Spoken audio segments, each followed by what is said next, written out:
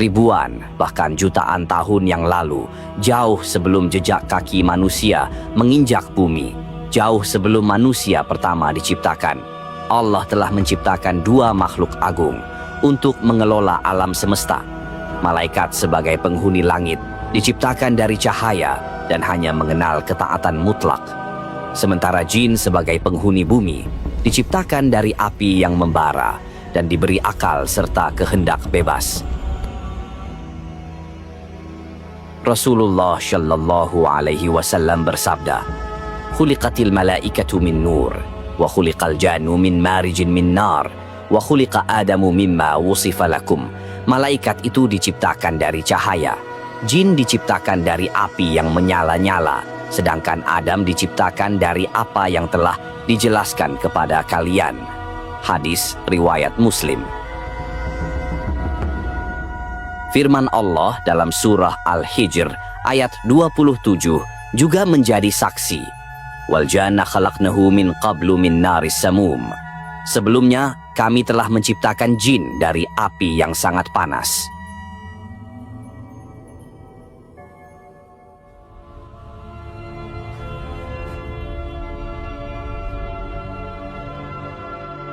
Kehidupan bangsa jin sangat kompleks dan mirip dengan manusia. Mereka hidup berkelompok, membentuk peradaban, suku, dan kerajaan dengan raja-raja yang berkuasa. Riwayat-riwayat menyebutkan bahwa mereka membangun istana-istana megah dan kota-kota yang tersebar di daratan dan lautan. Namun, karena tidak terlihat oleh mata manusia, dunia mereka tersembunyi dari pandangan kita. Sama seperti kita, jin juga butuh makan dan minum. Rasulullah Shallallahu Alaihi Wasallam pernah menyebutkan bahwa makanan bagi jin yang beriman adalah tulang dan kotoran hewan yang masih bersih. Tulang-tulang ini akan berubah menjadi daging yang lezat bagi mereka. Sementara itu, jin kafir atau setan diketahui memakan makanan manusia yang tidak diawali dengan menyebut nama Allah. Mereka juga memiliki keluarga. Mereka menikah, bereproduksi, dan memiliki keturunan.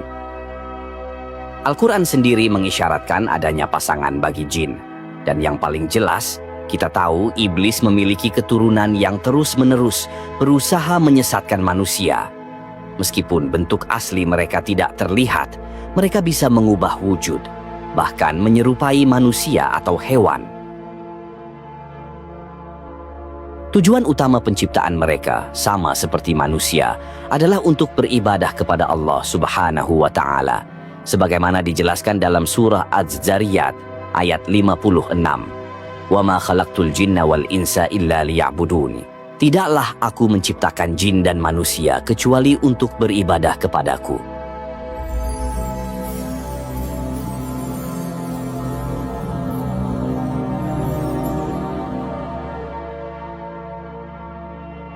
Karena memiliki akal dan kehendak bebas, di antara mereka ada yang beriman, jin muslim, dan ada pula yang kafir. Jin muslim beriman kepada Allah dan melaksanakan ibadah, sementara jin kafir menolak ajarannya. Sayangnya, mayoritas dari mereka seiring berjalannya waktu melupakan tujuan mulia ini. Kedurhakaan dan nafsu mereka memuncak. Bumi yang seharusnya menjadi tempat yang damai berubah menjadi medan perang.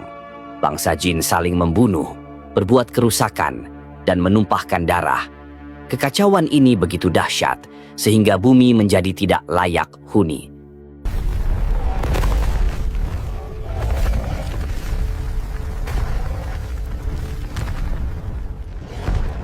Dan disinilah Allah Subhanahu wa Ta'ala memutuskan untuk menertibkan mereka, yang menjadi awal dari kisah seorang jin paling taat yang bernama Azazil.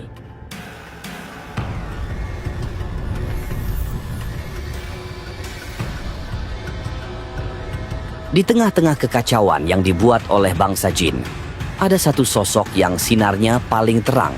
Namanya adalah Azazil. Ia bukan malaikat, melainkan jin yang paling saleh. Ketaatan dan ibadahnya kepada Allah begitu luar biasa, melampaui jin lainnya, bahkan membuat para malaikat mengaguminya. Berdasarkan riwayat dari para ulama terkemuka seperti Syekh Abu al-Laits As-Samarqandi dan Imam Al-Ghazali, Azazil bukanlah sosok biasa. Ia adalah pemimpin para malaikat Karubiyun yang merupakan malaikat-malaikat terdekat dengan Allah. Ia pernah menjadi penjaga surga selama 40.000 tahun dan memimpin malaikat melakukan tawaf di Arsy selama 14.000 tahun. Ibadahnya tercatat selama lebih dari 185.000 tahun, sebuah waktu yang tak terbayangkan.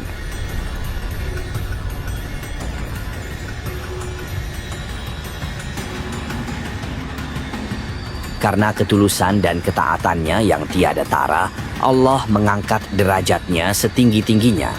Ia diperbolehkan tinggal di surga, di tengah-tengah para malaikat yang suci, bahkan menjadi imam bagi mereka dalam beribadah. Posisinya yang terhormat membuat semua malaikat menghormatinya. Azazil menjadi simbol ketaatan yang sempurna dari makhluk yang memiliki kehendak bebas. Ia dikenal sebagai Azazil, yang berarti yang dihormati atau yang disayangi. Ia adalah jin paling mulia yang pernah ada.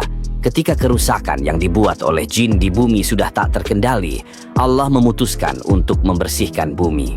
Untuk tugas besar ini, Allah memilih Azazil. Ia memimpin pasukan malaikat turun ke bumi. Di bawah kepemimpinannya, para malaikat menaklukkan jin-jin yang durhaka, mengusir mereka ke tempat-tempat terpencil seperti pulau-pulau terasing, lembah-lembah tersembunyi, dan dasar lautan. Sebagian dari mereka yang membangkang dan melawan dibunuh, sementara yang lainnya ditawan.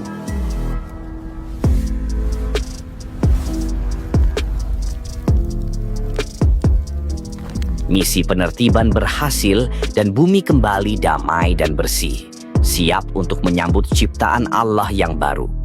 Setelah menuntaskan tugasnya, Azazil kembali ke surga dengan kemuliaan yang semakin bertambah.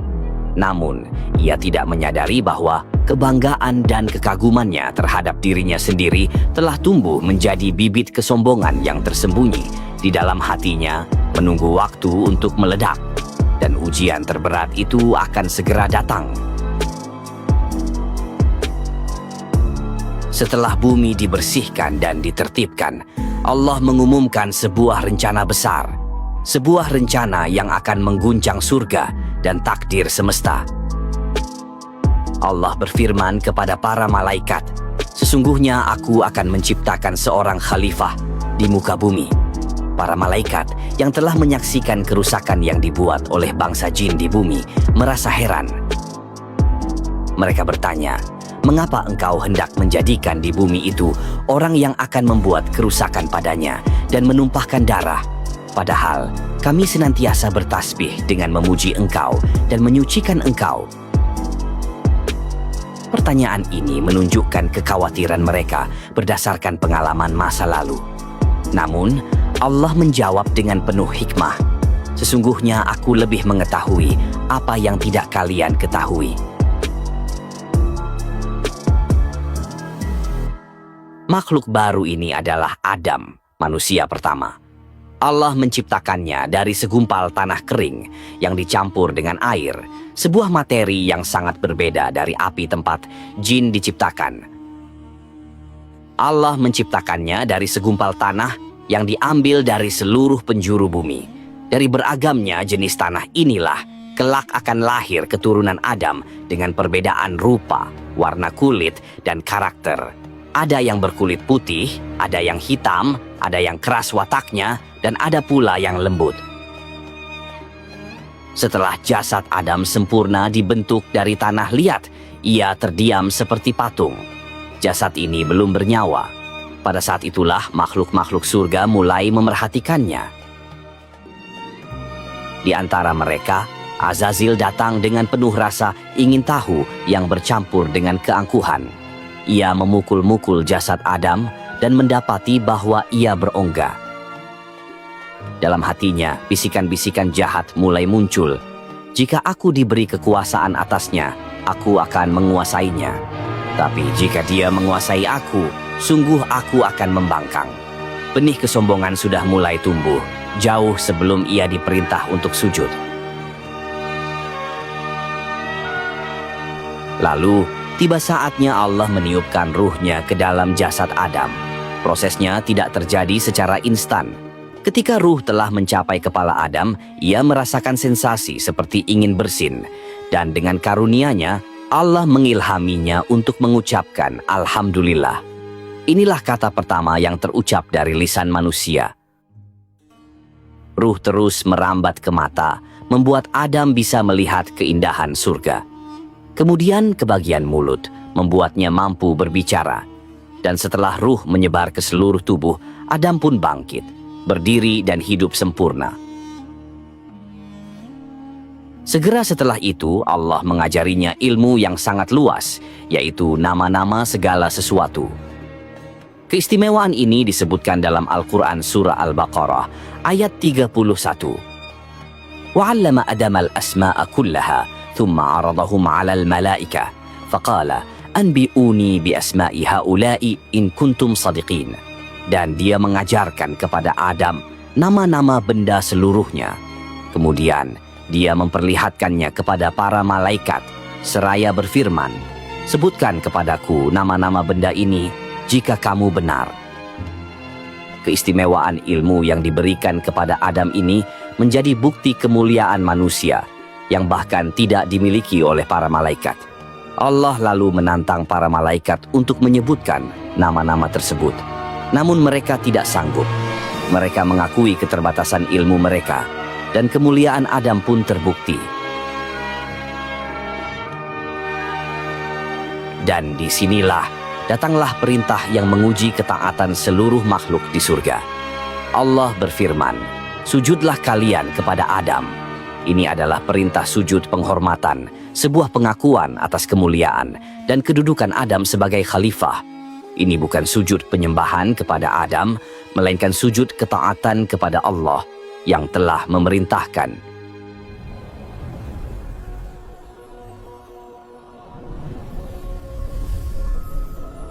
Perintah ini adalah titik balik, di mana sebuah keputusan akan memisahkan surga dan neraka, ketaatan dan pembangkangan, kebahagiaan dan kutukan abadi. Perintah telah diberikan, suasana surga hening, dipenuhi ketaatan. Semua malaikat yang diciptakan dari cahaya dan hanya mengenal kepatuhan, segera bersujud tanpa ragu. Mereka menundukkan diri, mengakui keagungan Adam yang telah diberi ilmu langsung oleh Allah.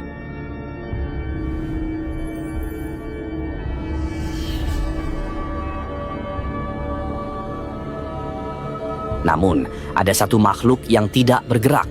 Ia berdiri tegak, membiarkan kesombongan menguasai dirinya. Ia adalah Azazil. Azazil memandang Adam dengan tatapan meremehkan. Di benaknya, ia merasa lebih mulia. Bagaimana mungkin aku, yang diciptakan dari api, yang telah beribadah selama puluhan ribu tahun, harus sujud kepada makhluk yang diciptakan dari tanah liat? Bisikan sombong ini lebih kuat dari ketaatan yang telah ia bangun. Ketika Allah bertanya, "Apa yang menghalangimu untuk sujud kepada Adam, padahal aku telah memerintahkanmu?" "Aku lebih baik darinya. Engkau ciptakan aku dari api, sedangkan dia engkau ciptakan dari tanah." Penolakan ini adalah sebuah dosa besar, sebuah pemberontakan pertama terhadap Allah.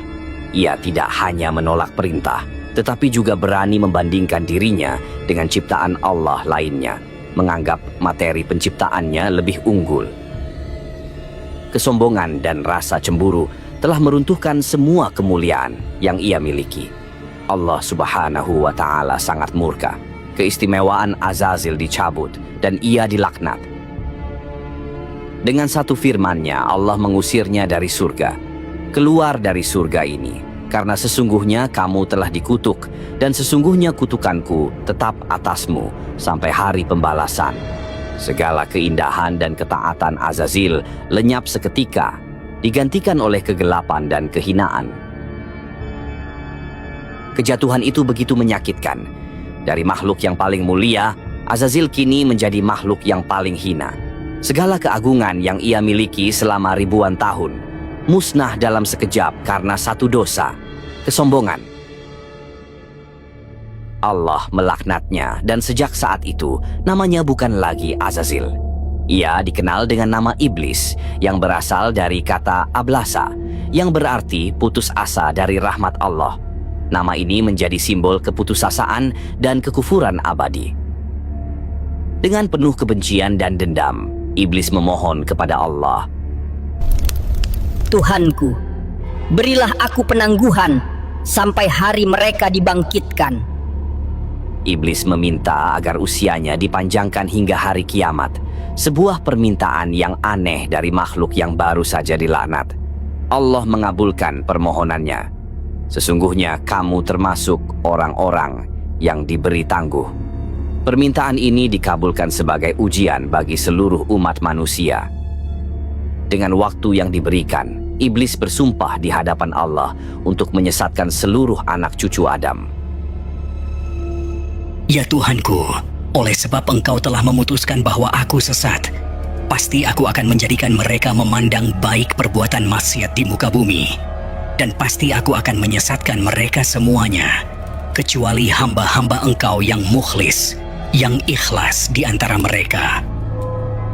Kisah Azazil menjadi iblis adalah pengingat abadi bagi kita, bahwa ibadah dan ilmu tidak menjamin keselamatan jika hati dipenuhi kesombongan, bahwa kejatuhan terbesar bukanlah dari posisi yang tinggi, melainkan dari hati yang menolak kebenaran. Dan sejak saat itu, pertarungan antara kebenaran dan kebatilan, antara manusia dan iblis telah dimulai. Sebuah pertarungan yang akan terus berlangsung hingga hari kiamat.